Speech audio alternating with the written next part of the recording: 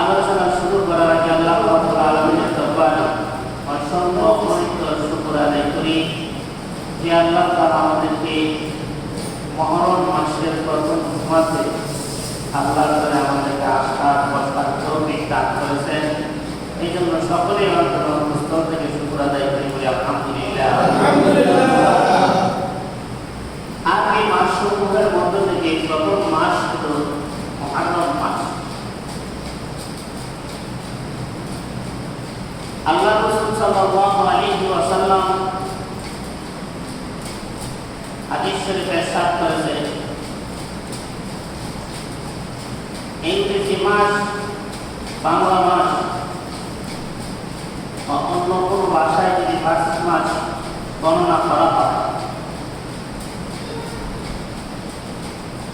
এই মাসগুলোর গণনা সরল রাখা ওয়াজিব নয়, কিন্তু আরবি মাসের তারিখ গণনা রাখা উম্মতে মুহাম্মাদির জন্য ওয়াজিব। যদি আরবি মাসের তারিখ, আরবি মাস, স্টেশন বা এই দিনগুলি যদি স্মরণ রাখা যায়, তাহলে ওয়াজিব তরফে গুনাহগার হবে সকলেই। আপনি ইংরেজি মাস জানেন না, আপনার গুনাহ হবে। বাংলা মাসের তারিখ জানেন না, আপনার গুনাহ হবে। কিন্তু আরবি মাসের তারিখ যদি আপনি না জানেন, হিসাব না রাখেন, তাহলে আপনার গুনাহ হবে। তাহলে মুসলমানদের কাছে কোন মাসের হিসাব রাখার দরকার? আরবি মাস। আপনারা যদি জিজ্ঞাসা করুন একজন আরবি বাংলা মাসের নাম বলে, কেউ বলতে সাংবাদিক শিক্ষিত ছেলেদের, কলেজের ভার্সিটির ছেলেদের প্রশ্ন করছে, অনেক পড়াশোনা করছে, কি অনার্স করে বলা আরবি মাসের নাম কি বলছে? তখন সে আরবি মাসের নাম বলতেছে বারাইউল আউয়াল। একটা প্রকল্প প্রশ্ন করছে বারাইউল আউয়াল, বারাইউল আউয়াল কি আরবি মাসের নাম? রবিউল আউয়াল মাসের একটা তারিখ, যে দিনে আল্লাহ রাসূল দুনিয়াতে জন্মগ্রহণ দিয়ে অনার্স পাস করার পরও যে ছেলেটা আরবি মাসের নাম বলতে পারে না, ইসলামের দৃষ্টিতে সে জাহেল, মূর্খ, অজ্ঞ, তারে শিক্ষিত গণ্য করা হয়। এরা যেই তারিখগুলো জানা তার ওয়াজিব ছিল, এই তারিখগুলো তার জানা নাই, এই মাসগুলো তার জানা নাই, তাহলে তাকে ইসলামের দৃষ্টিতে কিভাবে শিক্ষিত বলে বলা হয়? এজন্য প্রত্যেকটা মুসলমানের সন্তানকে মা বাবা নিজেই আগে মাসগুলো মনে রাখা, মাসগুলোর নাম জানা, স্মরণ রাখা, মুখস্থ রাখা ওয়াজিব, তার সন্তানদেরকে শিক্ষা দেওয়া হয়। কিন্তু আমরা ইংরেজি মাসকে গুরুত্ব দিয়ে শেখাই, ইংরেজি পড়াশোনা খুব গুরুত্ব দিয়ে শেখাই। এটা কেন শেখাই? আমরা শিক্ষিতেরা যে আমরা ওইগুলো শিখতাম, আমি শিখতাম, নুরানি মাদ্রাসায় পড়তাম, তাহলে আমরাও পারতাম। কিন্তু আমরা চিন্তা করে ছেলে বেশি পয়সা কামাই করবো, স্কুলে পড়লে লাখ লাখ টাকা বেতন পাবে, আমি পছন্দ করতে পারবো। আপনার ছেলে যদি 1 লাখ টাকা বেতন পাওয়া সরকারি চাকরি করে, আপনি জায়গা রাখেন, আপনাকে বৃদ্ধাশ্রমে দেওয়া হয়, টাকা দেওয়া। আপনার ছেলে যদি পুলিশের চাকরি পায়, ম্যাজিস্ট্রেটের চাকরি পায়, আপনি ভালো পড়াশোনা করেছেন, পড়ানো করেছেন, ভালো চাকরি পেয়েছেন, আপনাকে গড়ে না রেখা আপনাকে বৃদ্ধাশ্রমে দেওয়া হয়। তাহলে আপনি ছেলেকে শিক্ষিত বানাইলেন না, জানোয়ার বানাইলেন, ছেলেকে ভদ্র বানাইলেন না, অভদ্র বানাইলেন, ছেলেকে আদর্শ সন্তান বানাইলেন না, বেআদর্শ সন্তান বানাইলেন।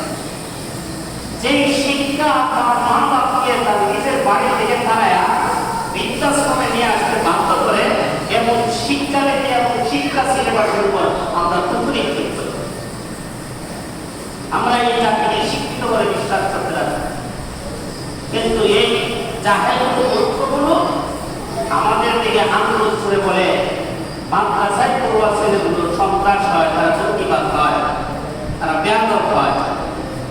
সন্ত্রাস কারে কো, বেয়াদব কারে কো, আদর্শবান কারে কো, মারে যে ঘর থেকে বের করে নিয়ে বৃদ্ধাশ্রমে দিয়ে আসে, তারা আদর্শবান বলে। এইগুলো আমাদের ফসল, আমরাই ছেলেদেরকে ধর্মীয় শিক্ষা থেকে দূরে রাখি। এজন্য প্রত্যেকটা সন্তানকে মা বাবার দায়িত্ব হলো আখেরি মাসগুলো ভগবান শিক্ষা দেওয়া। আর আখেরি মাসের সাথে ইসলামের বহু বিধিবিধানের সম্পর্ক। এর মধ্যে আল্লাহ পাক বলেছেন, ইন্না ইদ্দাতাশ শুহুরি ইনদাল্লাহি ইসনা আশারা শাহরা। আল্লাহর কাছে 12 মাসে ইন্না ইদ্দাতাশ শুহুরি, ইচ্ছে আল্লাহর কাছে মাস গণনা রয়েছে, ইনদাল্লাহি আল্লাহর কাছে ইসনা আশারা শাহরা, 12 মাস, ফি কিতাবিল্লাহ, আল্লাহ তাআলার কিতাব। অর্থাৎ আল্লাহ তাআলা কিতাবের মধ্যে, লৌহে মাহফুজের মধ্যে 12 মাসের নাম নির্ধারণ করে রেখেছে। তখন থেকে এই মাস নির্ধারণ করে রেখেছে। আল্লাহ পাক বলেছেন, ইয়াউমা খালাকাস সামাওয়াতি ওয়াল আরদা মিনহা আরবা'াতুন হুরুম। ইয়াউমা খালাকাস সামাওয়াতি ওয়াল আরদ, যেদিন থেকে আসমান জমিন আল্লাহ তাআলা সৃষ্টি করেছেন, ওই দিন থেকে 12 মাসের নাম, 12টা মাস আল্লাহ তাআলা নির্ধারণ করে দিয়েছেন। বলেন সুবহানাল্লাহ। এর মধ্যে মিনহা, এই 12 মাসের মধ্যে আরবা'াতুন, 4টা মাস হলো সম্মানিত মাস। কয়টা মাস সম্মানিত? 4টা মাস। এই মাসকে সম্মান করতেই হবে। মাসকে কিভাবে সম্মান করা? এই মাসের মধ্যে যে ইবাদতগুলো আল্লাহ তাআলা দিয়েছেন সেইগুলো আদায় করা, আর যে সমস্ত কাজগুলো করতে নিষেধ করেছেন সেইগুলো থেকে বিরত থাকলেই মাসের সম্মান। এই সম্মানিত 4 মাসের মধ্যে প্রথম নম্বর মাস হলো আখেরি মাসের ডিসক্রিপশন, বছর গণনা শুরু হয় মুহররম মাস থেকে। কোন মাস থেকে? মুহররম মাস। আরবি মাসের মধ্যে আরবি বছর শুরু হয় মুহররম মাস থেকে। মুহররম, সফর, রবিউল আউয়াল, রবিউল সানি, জামাদুল উলা, জামাদুল উখরা, রজব, শাবান, রমজান, শাওয়াল, জিলহজ, জিলহজ। আমার সাথে বলেন 12 মাসের নাম। মুহররম, সফর, রবিউল আউয়াল, রবিউল সানি, জামাদুল উলা, জামাদুল উখরা, রজব, শাবান, রমজান, শাওয়াল, জিলহজ, জিলহজ। কয় মাস আছে? 12 মাস। এই 12 মাসের মধ্যে শাওয়াল, জিলহজ, জিলহজ, মুহররম বা জিলহজ, জিলহজ, মুহররম, রজব, এই 4টা মাস হলো সম্মানিত মাস। এর মধ্যে প্রথম মাসটা হলো মুহররম মাস। এই মুহররম মাসের সঙ্গে ইতিহাস জড়িত ইসলামের। আল্লাহ রাসূল সাল্লাল্লাহু আলাইহি সাল্লাম থেকে হযরত আবু হুরায়রা হাদিস রওয়ায়াত করেন যে রাসূল সাল্লাল্লাহু আলাইহি সাল্লাম যখন মক্কা থেকে হিজরত করে মদিনাতে গেলেন, যাওয়ার পরে দেখেন ইহুদিরা মুহররম মাসের 10 তারিখে রোজা রাখে। কোন মাসের 10 তারিখ? মুহররম মাসের 10 তারিখে রোজা রাখে। আল্লাহ রাসূল জিজ্ঞাসা করলেন, ইহুদিরা কিসের রোজা রাখে? তো বললেন, ইয়া রাসূলুল্লাহ, তারা মুহররম মাসে রোজা রাখে। হযরত মুসা আলাইহিস সালামকে আল্লাহ তাআলা ফেরাউনের শাস্তি থেকে, ফেরাউনের গ্রেফতার থেকে নীল নদী পার করে ফেরাউনের নির্যাতন থেকে হেফাজত করছিলেন, বনী ইসরাঈলকে বাঁচায় দিয়েছিলেন।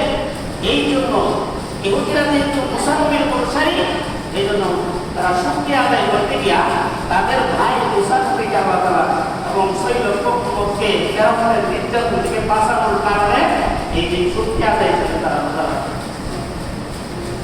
তখন রাসূল বললেন, আনা আহাক্কু বিল আখি, আমার ভাই মুসার পক্ষ থেকে আমি আরো বেশি রোজা রাখি অধিকার থাকি। এরপর আল্লাহ রাসূল বলছেন, আশিরু তাসুমু ইয়াউম আশুরা, তোমরা আশুরার 10 তারিখ অর্থাৎ মুহররমের 10 তারিখ তোমরা রোজা রাখো। ও খালিফু ইয়াহুদা, ইহুদিদেরকে বিরোধিতা করে তোমরা রোজা রাখো। ইহুদিদের বিরোধিতা কিভাবে? ইহুদিরা শুধু 10 তারিখ রোজা রাখে। কয় তারিখ? 10 তারিখ। আল্লাহ রাসূল বলছেন, তোমরা শুধু 10 তারিখ রোজা রাখবা না, বরং 9 তারিখ, 10 তারিখ 2 দিন রাখবা, অথবা 10 তারিখ, 11 তারিখ 2 দিন রাখবা। তাদের সাথে যদি না মিলে যায়, তারা একদিন রোজা রাখে, আমরা কয় দিন রাখবো? 2 দিন। আল্লাহ রাসূল বলেন, আবু হুরায়রা থেকে হাদিস বর্ণিত যে আফদালুস সিয়ামি বা'দা রমাদানা শাহরুল্লাহিল মুহররম, রমজান মাসের পরে সবচাইতে, রমজানের রোজার পরে সবচাইতে দামি শ্রেষ্ঠ রোজা হইল শাহরুল্লাহিল মুহররম, মুহররম মাসের রোজা। মুহররম মাসের রোজাটা হইল শ্রেষ্ঠ রোজা, ফরজ রমজান মাসের রোজা রাখার পরে। ও আফদালুস সালাতি বা'দাল ফারিদাতি, ফরজ নামাজের পরে সবচেয়ে গুরুত্বপূর্ণ নামাজ হইল, ইবাদত হইল, সওয়াবের দিক থেকে বেশি সালাতুল লাইল, তাহাজ্জুদের নামাজ। ফরজ নামাজ আদায় করার পরে সবচেয়ে সওয়াবের দিক থেকে যেই নামাজ গুরুত্ব রাখে সেটা হলো তাহাজ্জুদের নামাজ। আল্লাহ নবী রাহমাতুল লিল আলামিন আবু দাউদ শরীফের হাদিসের মধ্যে উল্লেখ করেছেন, ইসলামের বিধান হুজুর যখন হিজরত করে যখন মদিনাতে চলে গেলেন, মদিনাতে যাওয়ার পরে দ্বিতীয় হিজরি সনে রজব মাসে রমজানের রোজা ফরজ করে দেওয়া হয়, আল্লাহর পক্ষ থেকে জানায় দেওয়া হয়, নবীজি আপনার উম্মতদেরকে আপনি জানায় দেন তারা যেন সামনের মাসে, রজব মাসের পরে শাবান মাস আসবে, শাবান মাসের পরে রমজান মাস আসবে, ওই রমজান মাস যেন 30 দিন তারা রোজা রাখে। এর বিনিময়ে আমি আল্লাহ তাআলা বনী ইসরাঈলের 6 মাস পর্যন্ত রোজা নবীজি দ্বিতীয় হিজরিতে যখন রমজান মাসের রোজা রাখলেন, সাহাবীদেরকে বললেন, ও সাহাবীরা, এই রোজা ফরজ হওয়ার আগে মুহররমের 10 তারিখ রোজা রাখা আমাদের উপর ফরজ ছিল। অতীতের যত উম্মত অতিবাহিত হয়ে গেছে, সমস্ত উম্মতের উপর তাদের জন্য মুহররম মাসের 10 তারিখ রোজা রাখা ফরজ ছিল। আর তাহাজ্জুদের নামাজ তাদের উপরে ফরজ ছিল। আল্লাহ নবী শরীফ রাহমাতুল আলামিন হাদিসের মধ্যে উল্লেখ করেছেন, মুসা আলাইহিস সালামের উম্মতরা তাহাজ্জুদের সময় উঠে তারা ফরজ নামাজ আদায় করত, তাহাজ্জুদের নামাজ। এই নামাজটা ফরজ ছিল, কিন্তু উম্মতে মুহাম্মদীদেরকে আল্লাহ রাব্বুল আলামিন 50 ওয়াক্ত নামাজ দেওয়ার পরে কমাইয়া যখন 5 ওয়াক্ত দেওয়া হলো, আল্লাহ রাসূল আবদার করার পরে উম্মতের সুবিধার্থের জন্য গভীর রাতে নামাজ পড়ার বিধান আল্লাহ রাখে নাই। যেই সময় আমরা নামাজ পড়তে আমাদের জন্য সহজ হবে, ওই সময়টাকে মেনটেন করে টাইম নির্ধারণ করে মহান আল্লাহ 5 ওয়াক্ত নামাজ আমাদেরকে ফরজ করে দিয়েছে। ফজরের নামাজে দেখা যায় মুসল্লি নাই, অথচ সকাল হয়ে যায়। আর যদি রাতের গভীরে 3টা বাজে তাহাজ্জুদের নামাজের সময় যদি উম্মতের জন্য নামাজ পড়া ফরজ থাকতো, আমার মনে হয় উম্মতি মুহাম্মদীদেরকে নামাজের সময় খুঁজেই পাওয়া যেত না।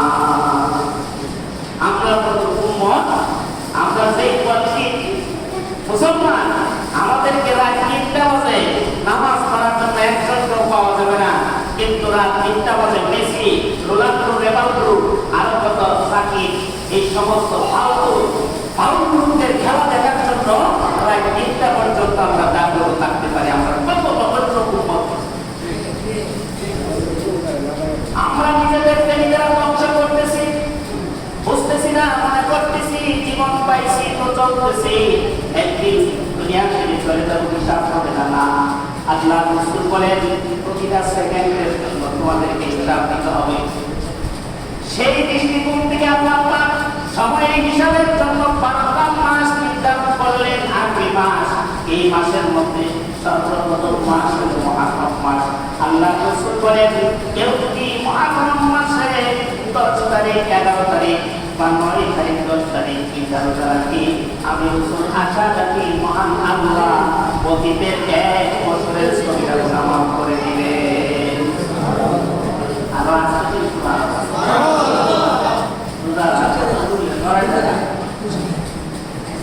রোজা রাখবেন ইনশাআল্লাহ। আজকে কয় তারিখ? আজকে মাসের আজকে কয় তারিখ? ওই বেড়া কয়ে লেছে 4 তারিখ। কয় তারিখ আজকে? এখন 10 তারিখ হিসাব করে এই দিনায় 9 তারিখ, 10 তারিখ রোজা রাখবেন। রাখবেন তো ইনশাআল্লাহ।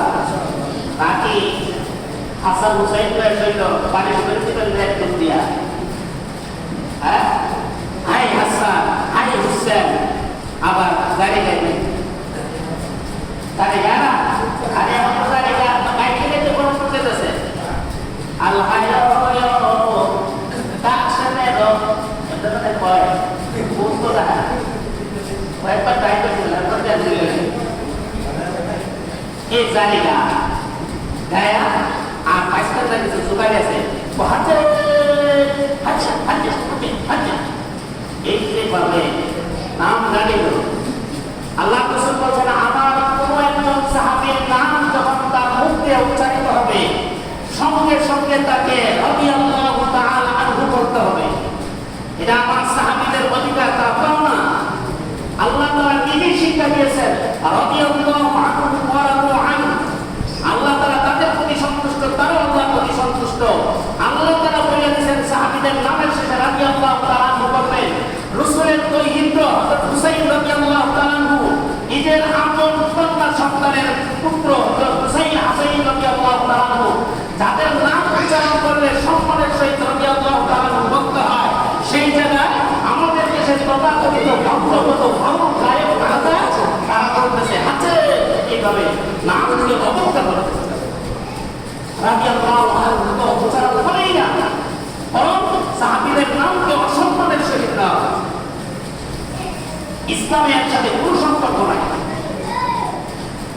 ভাইয়েরা আমার, আল্লাহ পাক পবিত্র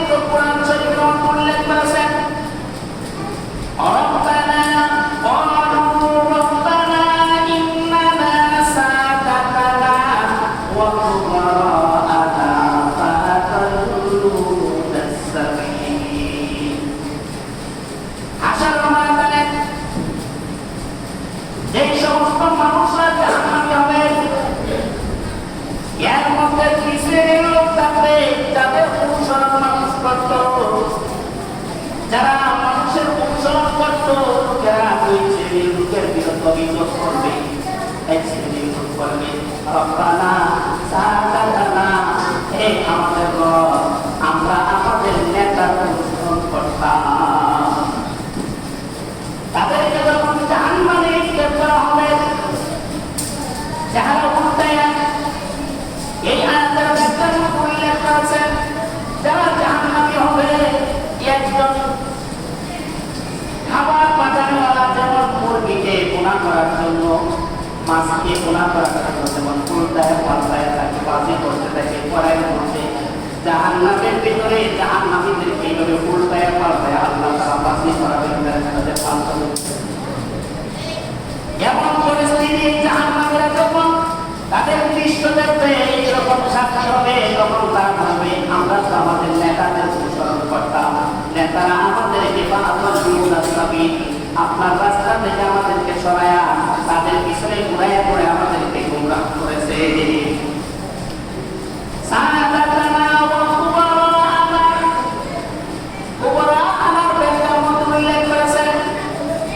যারা আলেম উলামা, যারা জাতিকে বুঝানোর জন্য, হেদায়েতের জন্য নসিহত করে থাকে, এমন আলেম উলামারা তাদেরকে গুমরাহ করে নিয়ে গেছে। তারা আলেমদের বিরুদ্ধে অভিযোগ করবে, বলবে প্রভুরে এই আলেমরা আমাদেরকে বুঝাইছে, এই আলেমরার কারণে আমরা পথভ্রষ্ট হইয়া জাহান্নামী হয়েছি। এখন কোন আলেম যারা রাসূলের সুন্নতকে পরিত্যাগ করে আল্লাহর কোরআনকে ছেড়ে দিয়া নাসানাসির মাধ্যমে ইসলামকে পালন করতে চায়, তারাই হইল ভণ্ড আলেম। যারা ভণ্ড, যারা পথভ্রষ্ট, জিকিরের নামে নাচায়, রাসূলের শানের নামে সুন্নতের খেলাফের কাজে লিপ্ত হয় এবং মানুষদেরকে বিভিন্ন ভাষা ধোঁয়ার কাজে লিপ্ত করে, আশিকে রাসূলের নামে দুষ্ট জোশের মিছিল বের করে, যা সুন্নতের অন্তর্ভুক্ত নয়। এইরকম অপকর্মের মাধ্যমে মাজারের নামে, উলিয়াদের মর্যাদার নামে মাজারে মোমবাতি, ঈশান এবং বিভিন্ন বিলক দিয়ে পাকা করে খোঁজাই করে কবরকে সুসজ্জিত করে, এই সমস্ত ভণ্ড আলেমরা বিরুদ্ধে হাসরে দিয়ে সাধারণ মানুষ যারা এই মাজার পূজাতে লিপ্ত হয়েছে, যারা হাসান হুসাইন নামের শরীরে আঘাত করেছে, যারা নাকি জসরের জুলুসের সুন্নতের নামে নবীর আশিকের নামে তারা মিছিল বের করেছে, এই সমস্ত ভণ্ড আলেমদের বিরুদ্ধে মানুষগুলো অভিযোগ করবে। কিন্তু অভিযোগ করলে লাভ হবে কি? কোনো লাভ হবে না। আল্লাহ তাআলা বলবেন, তোমার কি আকল বুদ্ধি ছিল না? আকল বুদ্ধি তোমার কম ছিল? বাজারে গেলে কি খাঁটি দই দুধ মিশানোর জন্য কত চেষ্টা করো। তাই